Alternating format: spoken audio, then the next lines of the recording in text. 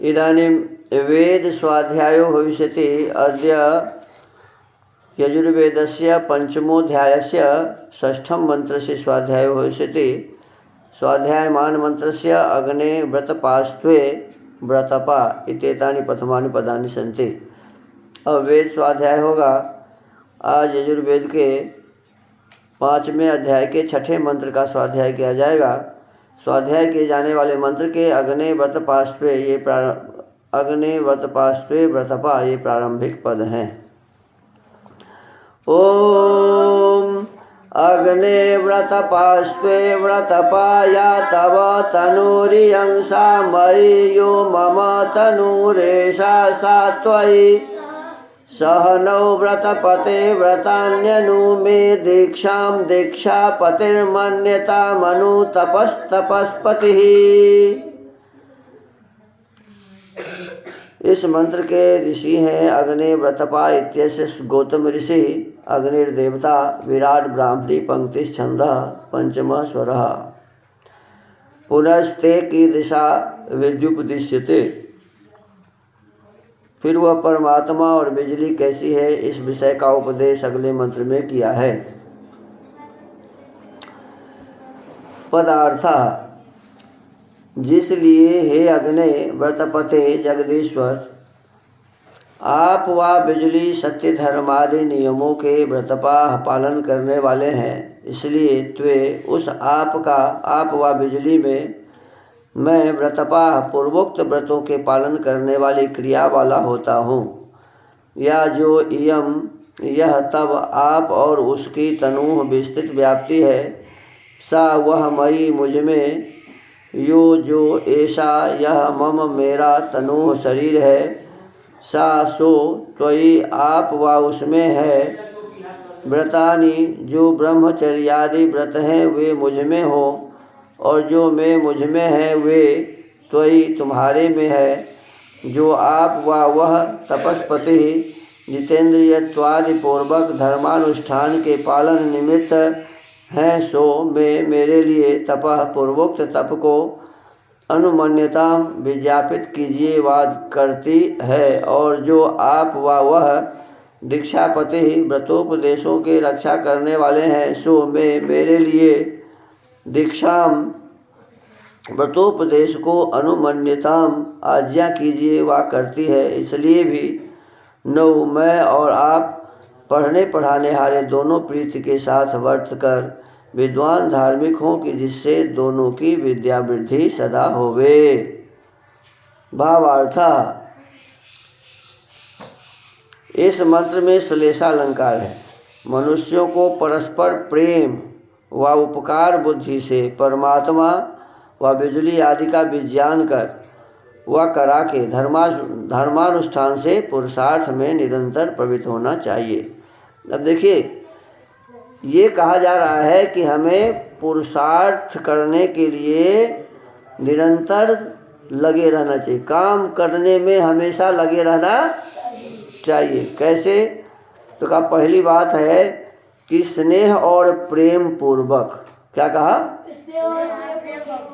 पुरुषार्थ करने में, मेहनत करने में न हमें आलस्य होना चाहिए, न प्रमाद होना चाहिए, न ऐसा होना चाहिए कि कोई कह रहा है तब हम कर रहे हैं। हमारे भीतर में उसके लिए स्नेह और प्रेम होने चाहिए, हमारे भीतर में उत्साह होने चाहिए। तो मनुष्यों को परस्पर प्रेम से, उपकार बुद्धि से। दूसरी बात क्या कहा?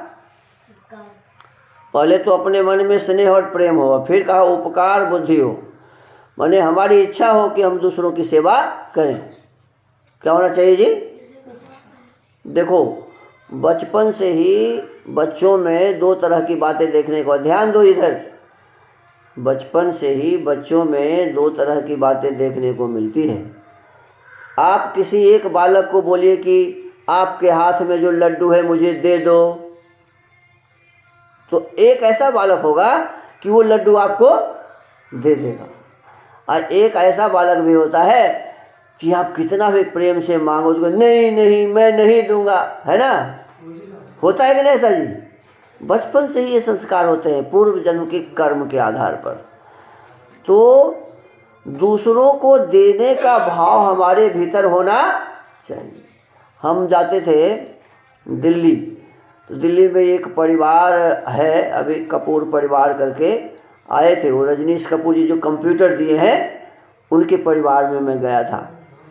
तो उनके बच्चे छोटे थे और ये 3 भाई हैं।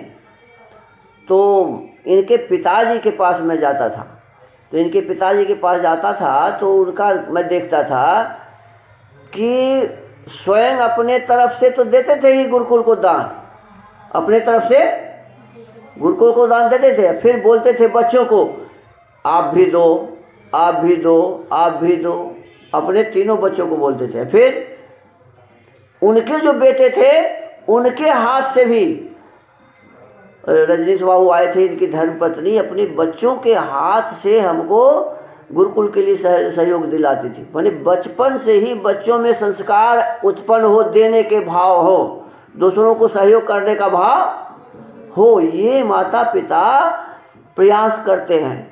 जो माता पिता ऐसा प्रयास करते हैं उनके बालक आने वाले समय में परोपकारी होते हैं, दूसरों का उपकार करने वाले होते हैं।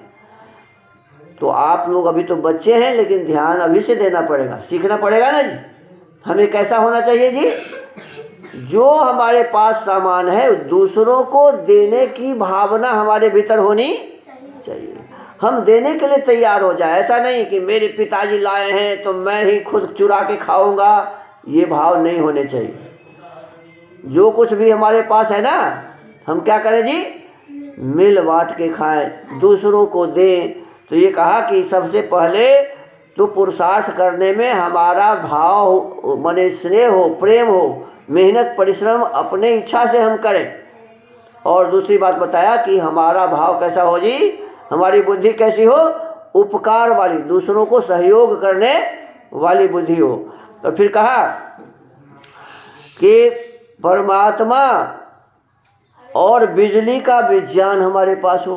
परमात्मा क्या है, कहाँ है, कैसा है, क्या करता है, परमात्मा के संबंध में पूरी हमें जानकारी होनी चाहिए। अब देखो, परमात्मा के बारे में कहते हैं कि कहाँ रहता है, तो क्या हम कहते हैं? परमात्मा सर्वव्यापक है। क्या कहते हैं जी?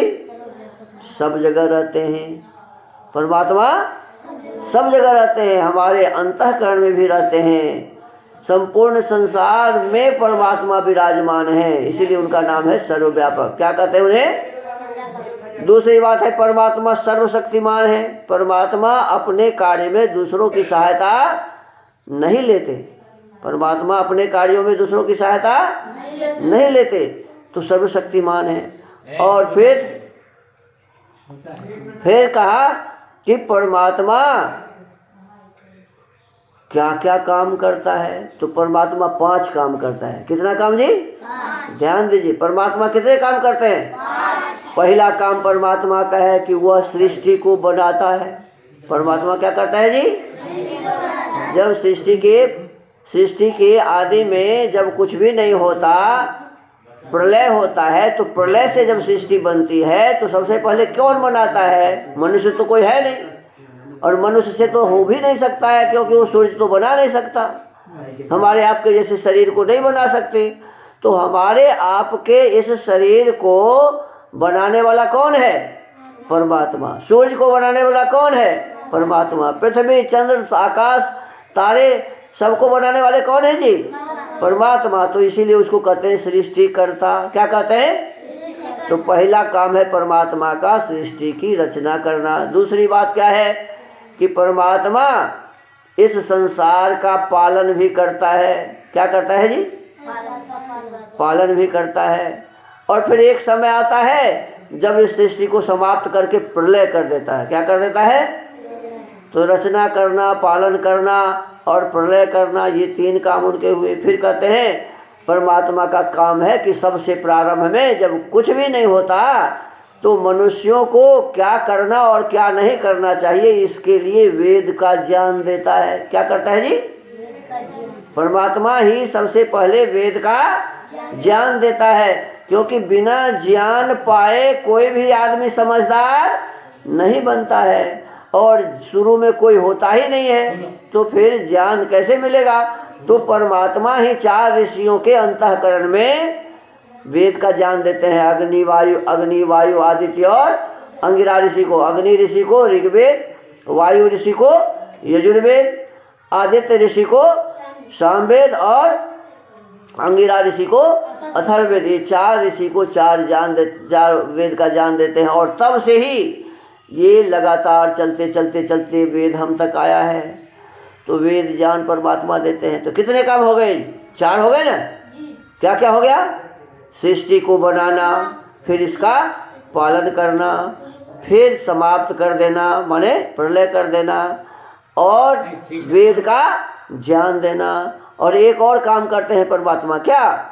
हम आप जो अच्छे बुरे कर्म करते हैं तो हमारे कर्मों का फल भी वही देता है। देखो, अच्छा काम करके हम तो अच्छा काम करके समझते हैं कि हमें अच्छा जो फल मिला है मेरे परिश्रम का फल मिला है, लेकिन बुरा काम करके कोई बुरा फल चाहता है क्या?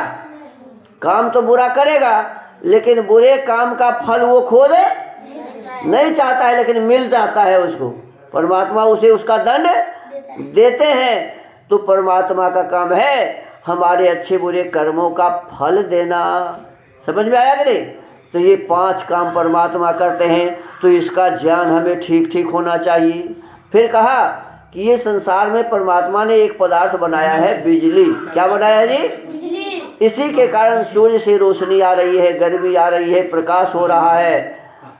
और इस बिजली का जो रहस्य है, इसे ठीक से समझ लेने वाले विमान बना सकता है, चला सकता है, रेल चला सकता है, बना सकता है। अनेक प्रकार के जो कार्य होते हैं इस बिजली से ही होते हैं। तो इसका भी सही सही ज्ञान हमें होना चाहिए कि बिजली से क्या क्या काम लिए जा सकते हैं। तो ये हमें विशेष रूप से आज के इस वेद स्वाध्याय के क्रम में समझ में आया है। और फिर कहते हैं कि धर्म का हमें सदा अनुष्ठान करना चाहिए।